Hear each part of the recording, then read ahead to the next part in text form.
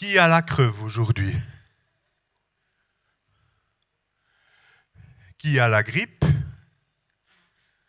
C'était hier. Qui a le Covid? Le choléra? La peste? Ok. Voilà. Bonsoir, soyez bienvenus. J'ai une creve carabinée. Donc j'ai pris ma petite bouteille de thé chaud. Hein? Oh, c'est recette secrète. Non, c'est de la menthe. Il n'y a même pas de sucre. Il paraît que c'est ça la menthe. Mais on s'en fiche, c'est tellement bon.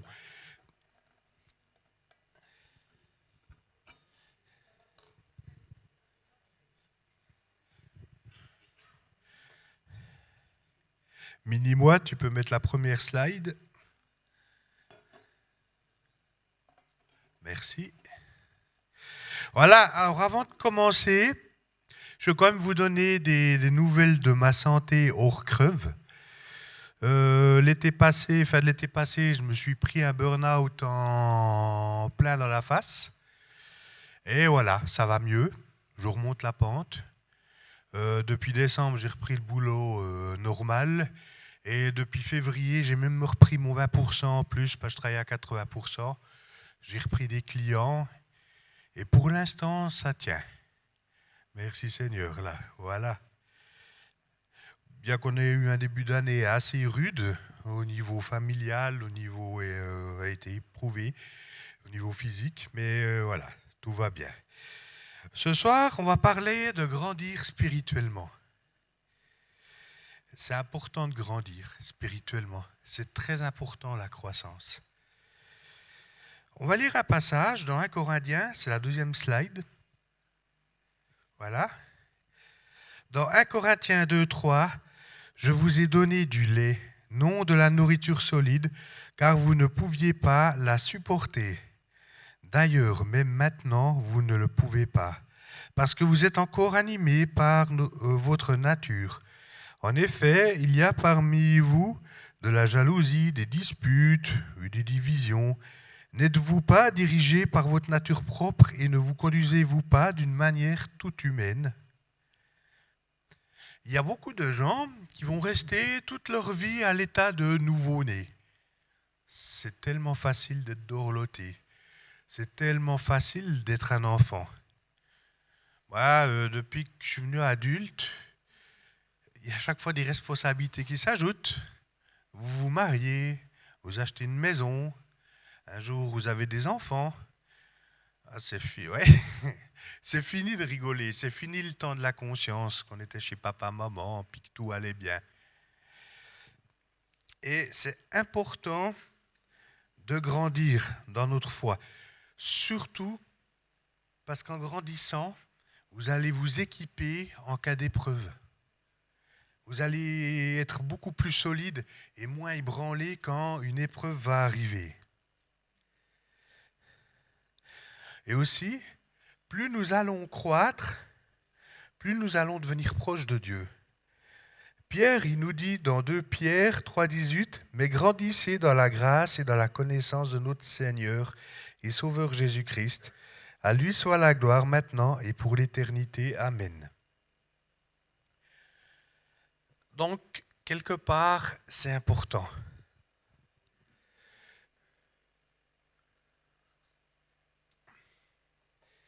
Tu peux mettre Luc la slide 3. Ah ben il m'a déjà, voilà. Les fondements de la croissance spirituelle. Pourquoi devons-nous croître ? On va lire dans Actes 1:8, c'est les dernières paroles que Jésus a données en étant sur cette terre, avant l'ascension. C'était d'ailleurs à l'ascension. À la suite de ça, il monte. Mais vous recevrez une puissance lorsque Saint-Esprit viendra sur vous, et vous serez mes témoins à Jérusalem, dans toute la Judée, dans la Samarie et jusqu'aux extrémités de la terre. Nous devons être ces témoins. Nous avons un ordre de marche. Nous avons une mission. Cette mission, c'est apporter sa bonne nouvelle à cette terre. Et pour ça, on doit se former, on doit croître.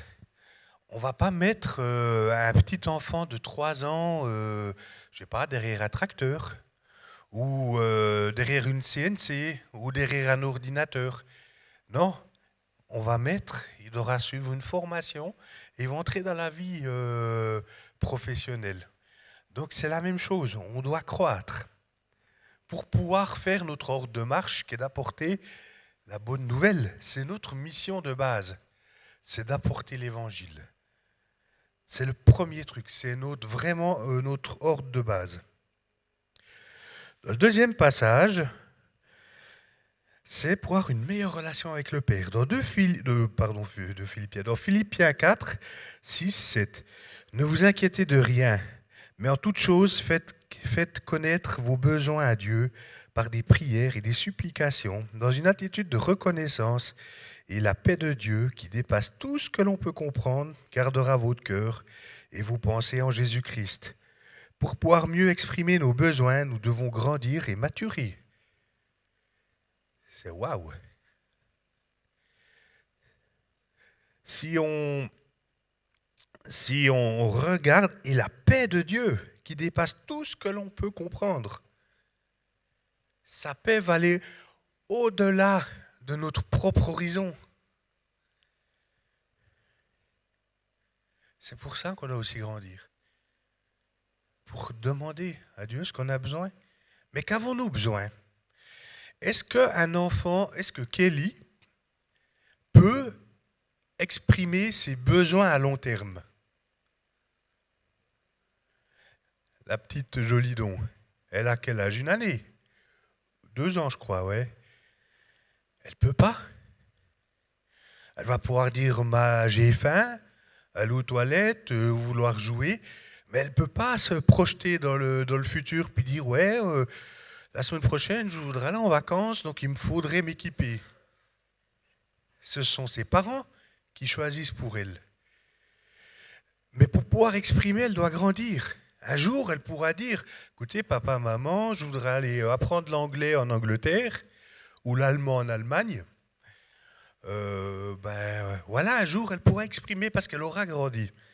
C'est pour ça qu'on doit grandir et arrêter d'être des bébés spirituels. Alors, je ne dis pas que c'est le cas, hein, je vous rassure. Et puis, ne vous comparez pas les uns aux autres, vous êtes tous différents. Vous avez tous une croissance différente, vous êtes uniques et voulus de Dieu. Donc, ne dites pas, lui, waouh, il assure, puis moi, j'ai dû parler de Jésus à mon collègue, mais j'ai eu la chiasse, je ne sais plus quoi dire. Non, c'est différent, vous êtes tous différents.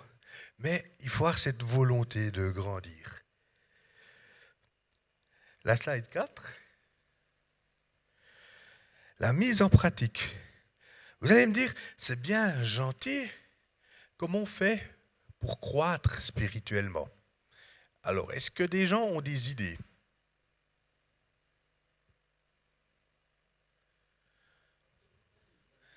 Hein? Oui, il faut déjà le vouloir. Il faut la volonté. Oui. Hein? Oui. Oui. Quand vous avez faim, que vous vous asseyez à table devant un succulent menu, puis que vous ne le mangez pas, que vous attendez, peut-être que papa vienne mettre dans la bouche, vous n'allez pas vous nourrir. Il faut manger, il faut étudier la parole. Il faut passer du temps avec Dieu, il faut prier, prier sans cesse, dit l'apôtre Paul. Soyez en communication. Déjà, il faut mâchonner, mais là je suis en train de brûler des étapes, je vais y aller gentiment. Il faut déjà étudier la Bible régulièrement, mais pas lire 4 chapitres, puis ne pas oublier ce qu'on a lu, puis j'ai fait mon rôle, et puis si j'ai pas lu mes 4 chapitres, j'ai une mauvaise conscience, qu'est-ce que va dire le pasteur? Non. Jacques, Dans 22-24, il dit « Mettez en pratique la parole et ne vous contentez pas de l'écouter en vous trompant vous-même par de faux raisonnements. En effet, si quelqu'un écoute la parole et ne la met pas en pratique, il ressemble à un homme qui regarde son visage dans un miroir et qui, après s'être observé, s'en va et oublie aussitôt comment il était. » À l'époque, ils devaient écouter. Ils allaient à l'église pour écouter la parole. Ils n'avaient pas l'énorme privilège qu'on a, nous, d'avoir nos Bibles à la maison. Il fallait mettre en pratique. Donc, il faut la mettre en pratique. Il faut l'étudier, la méditer.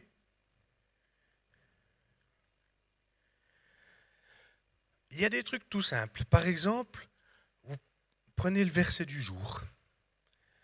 2, 3 versets. Vous le lisez le matin, par exemple, et puis après, ça va être un expresso, vous le méditez durant la journée. Et cet expresso va se transformer en repas. Parce que Dieu va vous parler au travers. Mais il faut le vouloir.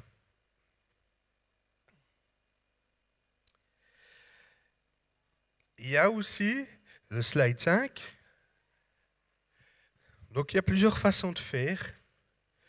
C'est de participer à la vie et à la communauté. C'est très important. Dans Hébreux 10, 24, 25, veillons les uns sur les autres pour nous inciter à l'amour et à de belles œuvres. N'abandonnons pas notre assemblée comme certains ont l'habitude, mais encourageons-nous mutuellement. Faites cela d'autant plus que vous voyez s'approcher le jour. Plus on va en avant, plus on se rapproche du retour de Jésus.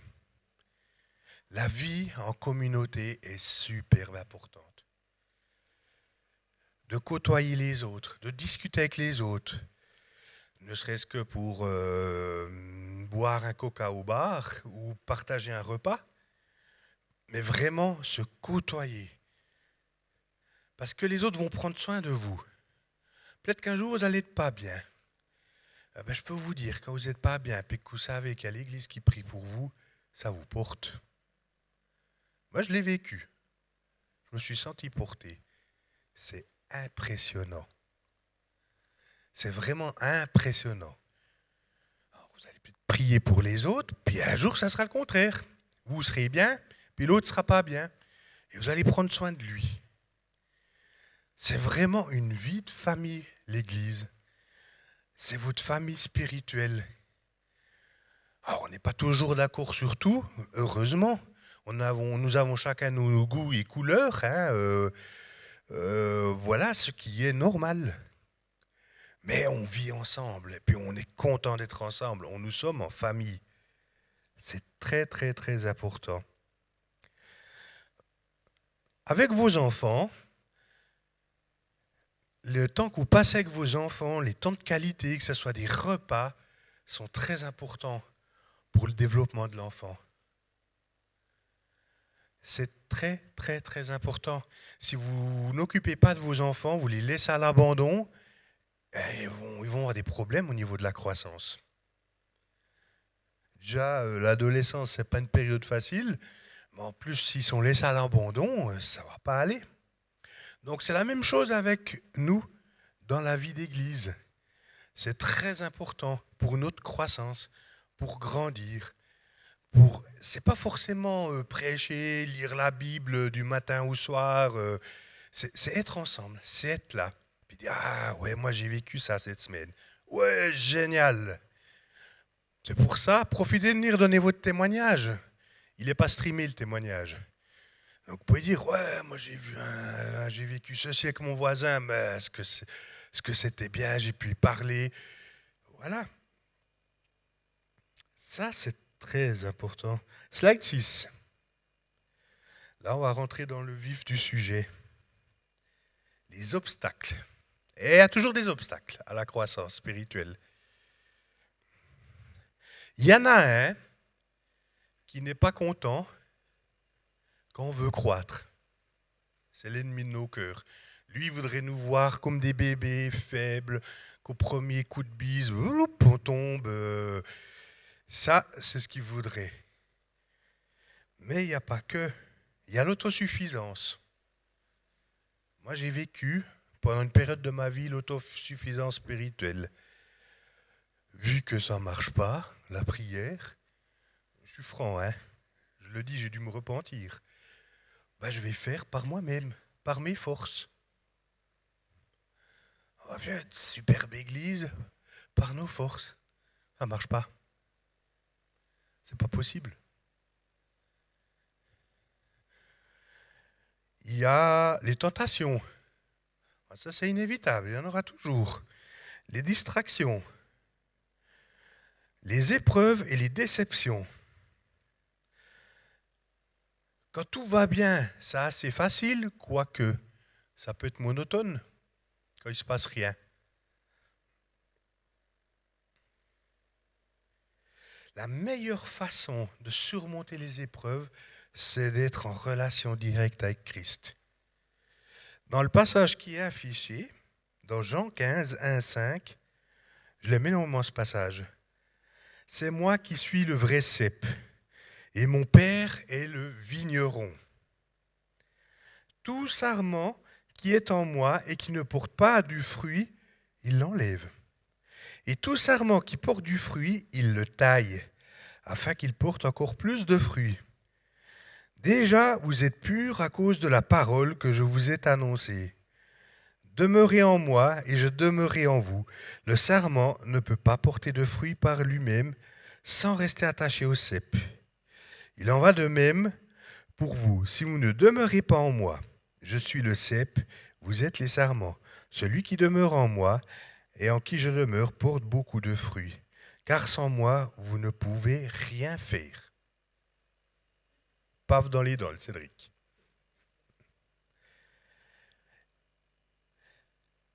C'est un trésor, ce passage. C'est vraiment un trésor.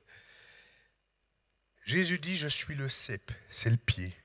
On doit se greffer dessus. Il nous greffe sur lui. Or, dans la vigne, moi je ne suis pas spécialiste de la vigne. J'aime le vin, apprécier le fruit de la vigne, mais je sais qu'on doit greffer. Donc on coupe, on met une branche en pointe, puis on pique dedans, puis ça pousse. Mais ce qu'il y a de bien, c'est « Et mon père est le vigneron ». Alors souvent on a lu ce passage en passant sans réfléchir. Qu'est-ce que fait le vigneron ?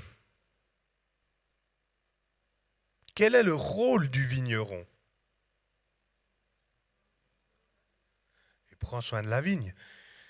On va juste sauter une étape. Luc, tu peux venir à la slide d'après ?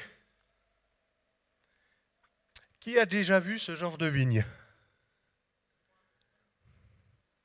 Vous étiez aux Canaries, je présume. Lanzarote. Ok. Elle est incroyable, cette vigne.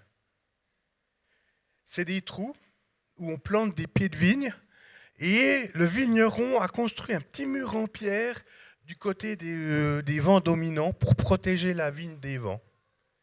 C'est le vigneron qui fait ça. C'est pas dans la nature, ça pousse pas tout seul. Waouh! Tu peux revenir à l'autre slide, Luc? Notre Père prend soin de la vigne. Il la protège. Alors, on ne le voit pas forcément, nous, en étant sur la vigne, parce qu'on est limité à notre horizon. On ne voit pas au-delà.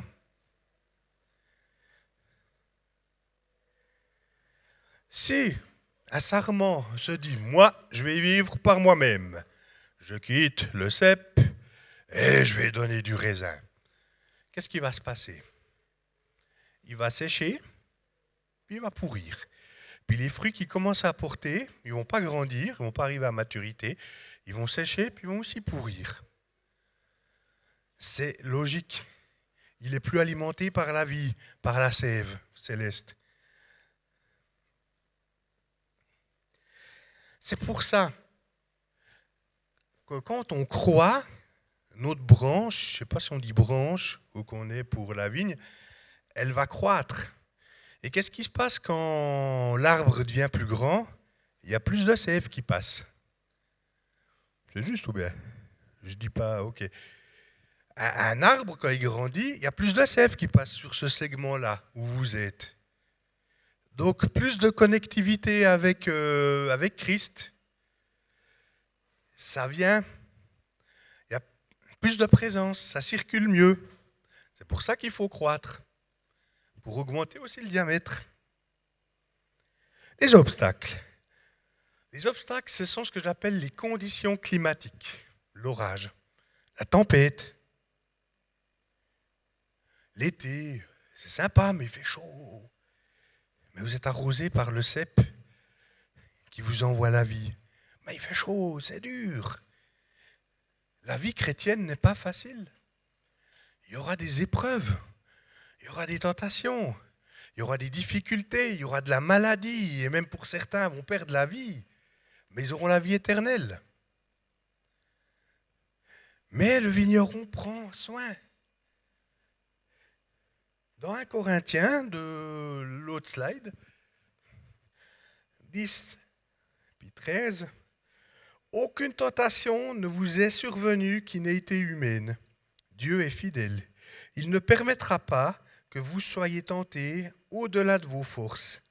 Mais avec la tentation, il préparera aussi le moyen d'en sortir afin que vous puissiez le supporter. Vous n'allez jamais casser quand vous êtes rattaché sur le cep à cause de l'épreuve. Jamais. Si vous cassez, c'est vous qui avez voulu casser. Tentation, et encore. Vous repentez, il vous greffe dessus, direct. Le vent ne vous cassera jamais. Il va vous maltraiter. L'orage, la grêle, tout ça, ça ne va pas vous faire du bien, ça va vous faire mal. Mais vous n'allez jamais casser de votre connexion avec Christ. Jamais. Dieu ne vous laissera pas aller au-delà de ce que vous pouvez supporter. Il va construire un muret autour. Alors c'est clair, dans le monde, il y en a des qui sont en Chine ou en Corée du Nord. Ça ne plaisante pas là-bas. Hein. Ça y va fort, mais ils ne cassent pas. Parce que Dieu prend soin d'eux. Alors c'est facile de dire ça ici, parce qu'ici, les risques sont minimes. Mais c'est important. Pensez à ça. Vous n'allez jamais casser dans l'épreuve. Voyez toujours votre connexion avec Christ. Élargissez-la. Mais vraiment, pompez-la. Même si tout ce qui est autour, c'est noir. Si vous regardez les informations, moi j'ai arrêté de regarder le téléjournal depuis longtemps, bon, vous tapez une dépression après, hein, parce que ça ne va pas fort. Tout est noir. Puis on aime donner des informations noires aussi.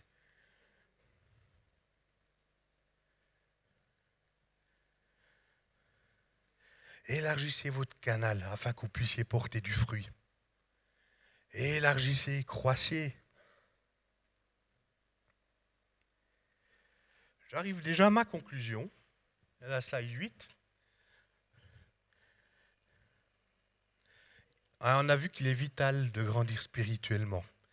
Moi, je vais vous donner un petit truc. Vous voyez ça? Qui connaît cette application? Vous l'avez tous? Sinon, vous sortez le téléphone, l'appareil photo, vous scannez ce truc, ça vous l'installe. C'est en français, en plusieurs langues. Il y a plusieurs versions de Bible, la Louis II 21. Il y en a pour toutes les saveurs, que je veux dire, si vous préférez une traduction ou une autre. Et c'est génial ce machin. Vous avez toute la Bible dans un téléphone. Moi, 6h30, le réveil sonne. Je me réveille, il me faut un quart d'heure pour plus ou moins émerger. Quand je prends mon téléphone, le premier truc que je fais, j'ouvre la Bible. C'est mon expresso du matin. Le verset du jour, un petit expresso bien serré. Ah, ça passe bien, ça réveille, ça fortifie, ça tombe bien, ça encourage. Pour ceux qui ont un peu plus de temps, vous lisez, maintenant il y a toute une explication avec, vous pouvez lire, c'est très intéressant. C'est le premier truc. C'est mon expresso. Des fois il se transforme en repas, des fois il ne se transforme pas en repas. Ça dépend les jours. Après, je pars à mes vacations, mais c'est le premier truc. Si je ne fais pas ça, il pourrait arriver que le soir, en m'endormant, oh mince, j'ai oublié de lire la Bible. C'est le premier truc. Après, ce que j'aime aussi énormément, depuis le mois d'août, quand j'ai été arrêté, quand j'ai eu des problèmes de sommeil, il arrive des fois que je me réveille la nuit, 3 heures du matin. Je me lève, je descends, je me prends un verre de lait, je le bois, je prends ma Bible, puis j'étudie un passage. Là, je suis dans Ézéchiel ces temps-ci. La nuit passée, puis j'ai très mal dormi, puis je toussais sans arrêt. J'ai lu Ézéchiel 29 et 30, et je les ai étudiés. C'est quand Dieu annonce le malheur sur l'Égypte, quand Dieu condamne l'Égypte. Et là, je prends du temps vraiment avec Dieu, puis il y a la présence qui vient. Waouh, c'est génial. Après, je prie. Puis quand je commence à bâiller, au premier bâillement, j'éteins tout, je retourne dans mon lit, puis c'est reparti jusqu'au matin. Mais j'ai eu un moment avec Dieu. Au lieu de rester dans le lit, puis de s'énerver, puis de se retourner dans tous les sens, puis de réveiller votre conjoint. Bon, je tousse tellement qu'elle dort dans la chambre d'à côté, Marie-France. C'est nuit, donc... parce que quand je tousse, on l'entend jusqu'à Vic. Hein. Ouais. Donc, vous prenez ce moment, vous prenez un moment de qualité avec votre père. Comme vous prenez des moments de qualité avec vos enfants, prenez-en avec votre père spirituel. Si vous n'arrivez pas, vous l'agendez, vous dites, voilà, depuis toute la semaine, de 19h à 19h15, c'est un moment pour moi. Prenez du temps pour vous avec votre père. Et là, vous allez croître. Et vous allez expérimenter des choses. Et priez sans cesse. Soyez en communion constante. Moi, quand je suis dans la voiture, je prie. Alors, des fois, je prie pour vous, je prie pour les personnes qui sont atteintes dans leur santé, dans l'église, que je sais. Pascal, les Voirol, vous êtes souvent récurrents dans mes prières, mais c'est normal. Pour tous. Et c'est cool, j'écoute de la louange à fond la caisse, dans la voiture, dans les tunnels, et puis hop. De toute façon, il n'y a rien d'autre à faire, c'est tellement lent, long. Voilà quoi. Tu voulais dire quelque chose, chérie? Hein? Mais j'ai les oreilles bouchées, j'entends rien. Ouais. En fait, avec Cédric, on a un petit peu regardé ensemble pour la prêche. Et puis, je ne savais pas si j'allais intervenir ou pas. Et puis, comme son prêche, il est sur grandir, croître dans la parole, croître avec le Seigneur. Et c'est vrai que aujourd'hui, j'ai calculé, ça fait 31 ans que je suis convertie. Et ça fait 31 ans que j'ai jamais cessé de continuer de grandir avec Jésus. En fait, c'est des choses que j'ai déjà dit ici, que vraiment, on peut traverser des fois des épreuves d'une telle violence, des fois des choses tellement lourdes qu'on ne comprend pas. Et cette chose d'être ancré en Christ, il n'y a pas photo. On peut être comme le bateau, avec une ancre, on peut visualiser ça, qui est accroché au fond de la mer, et la tempête arrive, et le bateau, il tangue, il y a des trucs qui nous reviennent par-dessus, et encore un autre truc, et puis on se sent toujours plus... Mais quand on est ancré dans la parole de Dieu, il y a quelque chose de surnaturel, mais je peux vraiment le dire, quelque chose de surnaturel qui arrive et qui nous transporte pour des fois passer des choses qui sont incompréhensibles, des choses qui peuvent nous dépasser, où on ne voit pas le bout. Enfin,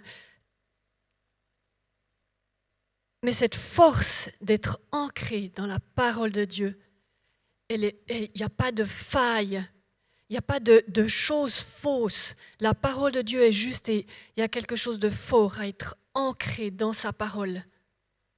Et en fait, je voulais peut-être intervenir pour qu'on puisse prier ensemble pour pouvoir continuer toujours plus, d'être tellement ancré dans sa parole, de pouvoir lire la Bible, l'écouter, la chanter, peu importe, mais se nourrir de la parole de Dieu. Un jour, un prédicateur, c'était à une des conventions de rencontres de jeunesse, alors vous voyez, ça date, maintenant c'est la RJ, depuis bien des années.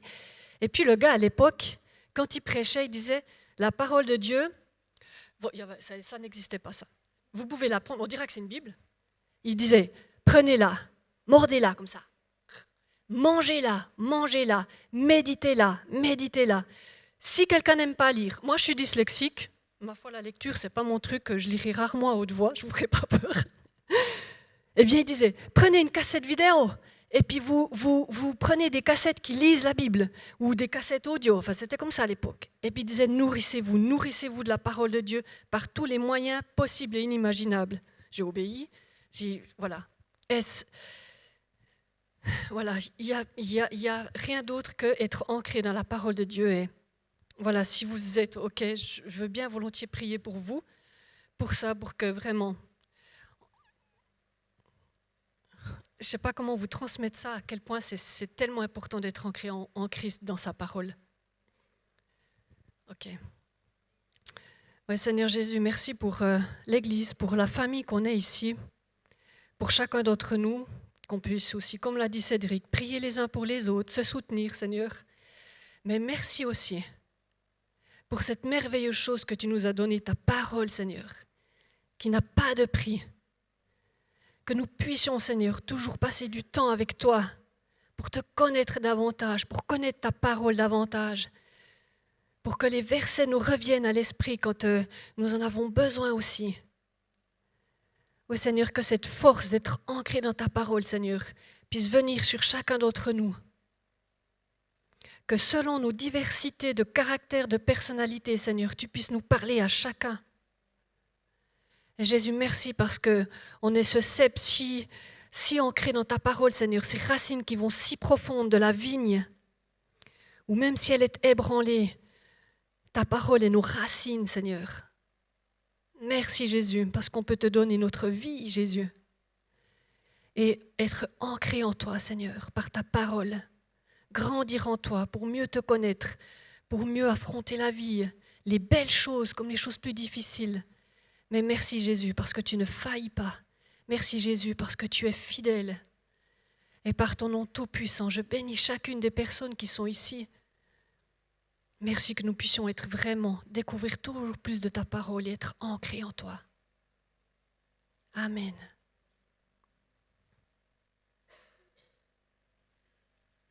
Tu veux redire un truc? Tu veux redire un truc? Non, moi j'ai fini. Ok. Alors on a fini.